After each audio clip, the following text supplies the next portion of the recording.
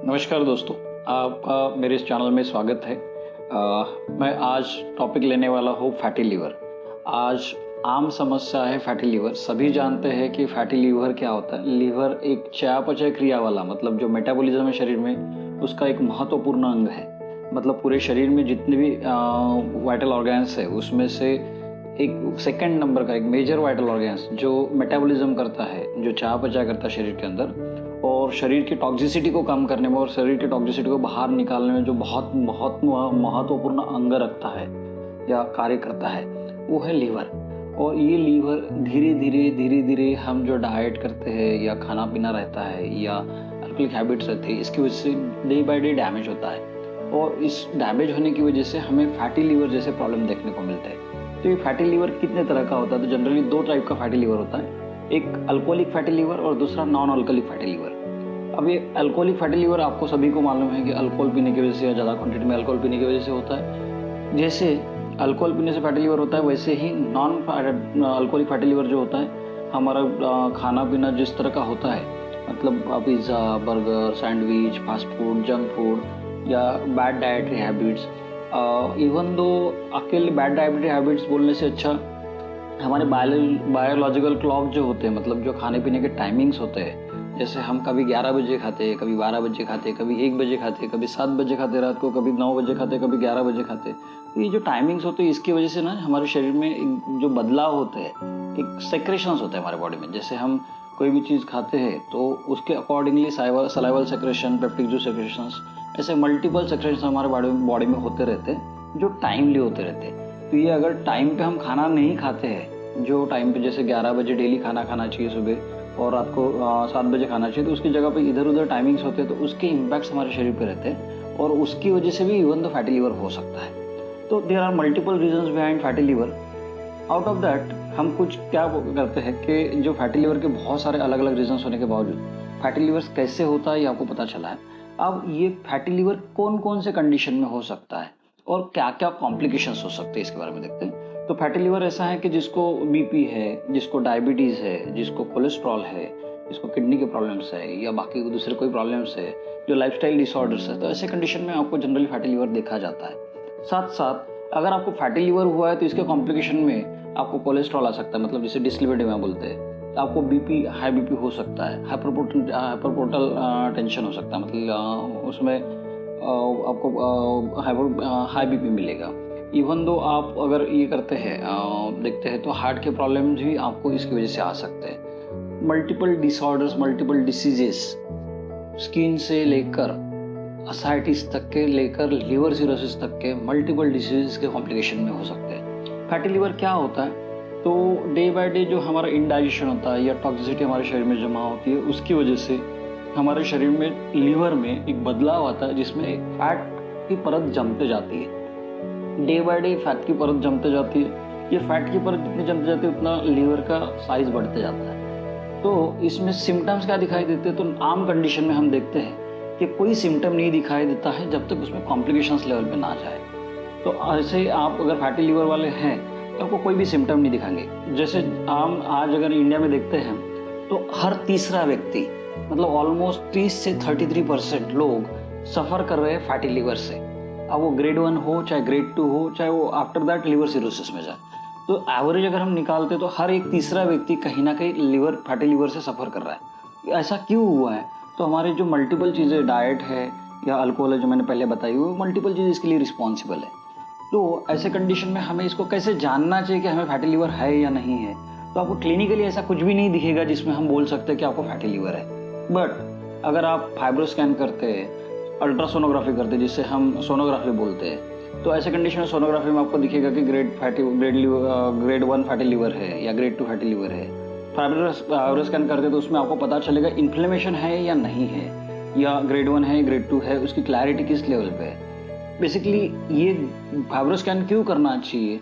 तो इन्फ्लेमेशन अगर है तो आपको प्रॉब्लम होने के चांसेस है फैटी लीवर की वजह से। अगर आपको उसके अंदर फैटी लीवर में भी इन्फ्लेमेशन नहीं है, उसमें भी सूजन नहीं है, तो फैटी लीवर से भी ज़्यादा तकलीफ नहीं होती या कॉम्प्लिकेशंस नहीं होते। बट अगर वहाँ पे इन्फ्लेमेशन है तो डेफिनेटली वो स्कैरिंग करेगा तो वहाँ पे वो डैमेज करेगा और उसकी वजह से आप लिवर सिरोसिस में जाने के चांसेस मैक्सिमम रहेंगे।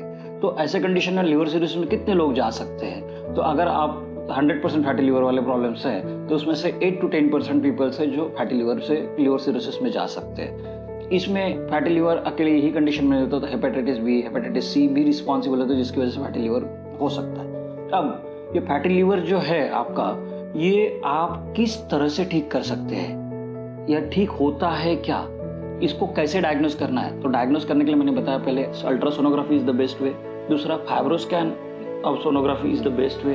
अनदर कुछ सेक्रेशंस होते हैं हमारे शरीर में जो एंजाइम्स या केमिकल्स सेक्रेट्स होते हैं लिवर से, उसमें SGBT SGOT is the again to diagnose the things, but उसमें बहुत सारे बदलाव नहीं दिखाई देते छोटे छोटे लेवल पे। तो बेस्ट ऑप्शन होता है अल्ट्रासोनोग्राफी और fibroscan.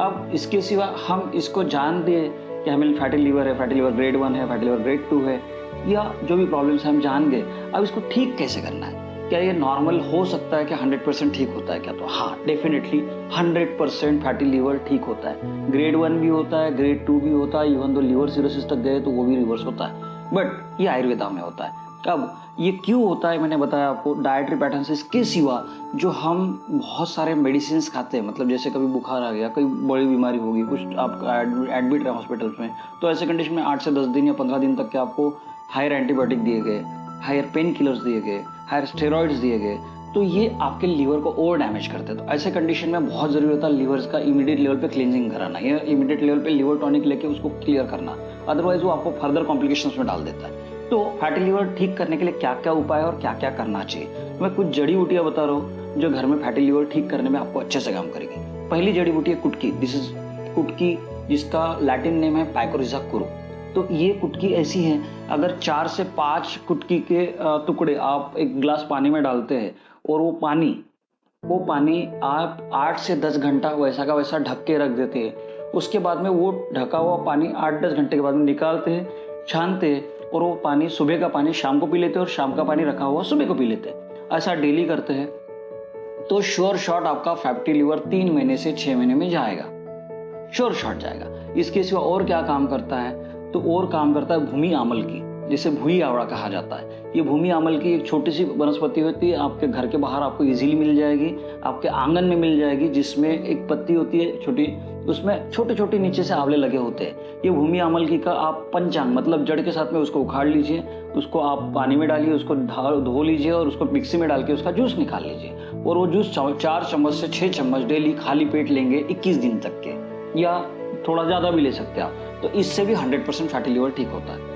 I said 100% fatty liver ठीक होता है मतलब होता है, ठीक है। इसके सिवा और क्या कर सकते हैं? तो इसके सिवा भृंगराज, जो माका बोला जाता है, जो बालों के लिए अच्छा बोला जाता है, अगर उसका जूस पी सकते हैं आप तो वो भी बहुत अच्छा रहता है लीवर के लिए। आंवले का भी जूस अच्छा रहता है, लेकिन फ्रेश आंवला लो तो ज़्यादा अच्छा रहता है। इसके सिवा और क्या कर सकते हैं? तो विडंग, जो एक अच्छा ड्रग है जो आपको लीवर में हेल्प करेगा, but it helps, it's not cure. हाँ, इट हेल्प्स टू क्योर। अब इसके सिवा मैंने पहले बताए हुए ड्रग क्योर करता है। मैंने कुटकी जो बोला वो क्योर करता है, मैंने जो बोला आपको कि भूमि आंवल की वो क्योर करता है, भृंगराज अच्छा खासा क्योर करने में हेल्प करता है, विडंग हेल्प करता है। तो और इसके सिवा और कौन कौन से ड्रग? तो मल्टीपल ड्रग्स है, इसका कॉम्बिनेशन मार्केट में आपको इजीली मिल जाएगा।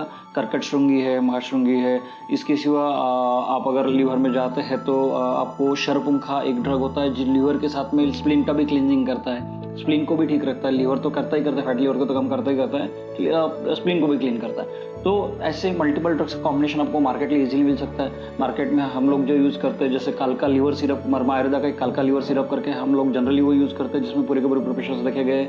इसके सिवा हम मार्केट में और क्या यूज़ कर सकते हैं? बहुत सारी चीज़ें, लेकिन देखिए कि उसमें कुटकी है क्या, कुटकी के सिवा उसमें भृंगराज है क्या, विडंग है क्या, इसके सिवा आप अगर देखते हैं तो भूमि आंवल की है क्या, या गिलोय है क्या, ऐसी चीज़ें अगर है तो यू कैन यूज़ इट। या अदरवाइज मैंने आपको जो घर में प्रिपरेशंस बोले गए, ये बहुत ईजी प्रिपरेशंस है, बहुत ईजी लेवल पे आपको कुटकी मार्केट में मिल जाएगी। आपको ढूंढना होगा, थोड़ा सा उसका प्लैटिनम देखना होगा और उसके हिसाब से वो ड्रग लेना होगा। उसको आप 4 से 5 टुकड़े अगर डेली यूज़ करते हैं, 3 से 6 महीने में आप डिसीज फ्री हो सकते हैं, ठीक है। अब इसके सिवा एक्सरसाइज क्या करें? तो एटलीस्ट आप कम से कम 45 मिनट तक एक्सरसाइज करिए जिसमें पसीना निकले। और एक्सरसाइज कितने दिन होनी चाहिए? तो एटलीस्ट 7 दिन में से 5 दिन तो भी आपने रेगुलर एक्सरसाइज करनी चाहिए, तो आपका फैटी लिवर जा सकता है। क्योंकि आपका वेट आपका जो वेट है उससे अगर 8 to 10% या 10 to 15% वेट रिड्यूस कर लेते तो फैटी लीवर रिड्यूस करने में अच्छा खासा हेल्प होता है। इसके सिवा और क्या कर सकते हैं? तो इसके सिवा प्राणायाम, अनुलोम विलोम, योगा, ये सब चीज़ें आप कर सकते हैं। इसके सिवा आप, मैंने जो दवाई वाली है वो कर सकते हैं, शवासन कर सकते हैं। आप स्ट्रेस फ्री अपने को रखने की कोशिश कीजिए। डाइटरी हैबिट ऐसे बनाइए कि जो हेल्दी हो। और आप अगर आधा मतलब 4 पार्ट कर लेते हैं आपके स्टमक के, जिसमें आधा पार्ट खाने के लिए जाएगा, 1 पार्ट पानी के लिए जाएगा और 1 पार्ट हवा के लिए जाएगा।